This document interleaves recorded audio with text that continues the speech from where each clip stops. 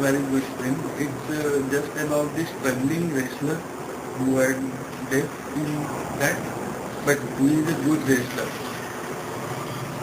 It's a good, very good film. It's a very good documentary. ખૂબ સરસ.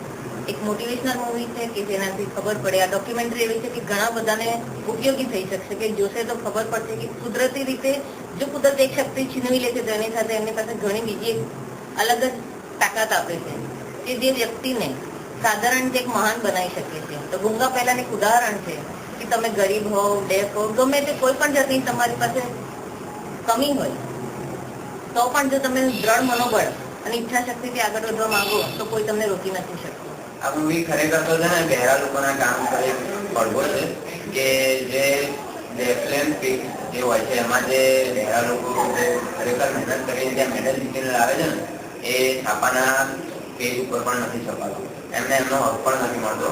તો ખરેખર એ એક સ્ટેપ આગળ છે જે મોટિવેટ કરશે અને કેટલા એવા લોકોને મોટિવેટ કરશે જે ખરેખર બહેરા હોવા છતાં ને એક ઓળખા પણ હોવા છતાં પણ એ મહેનત પોતાની રીતે કરે છે.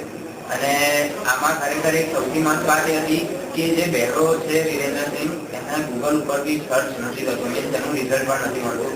ખરેખર દુઃખવાળી બાબત છે અને ભારત સરકારે ખરેખર આના માટે એક પગલું ભરવું જોઈએ.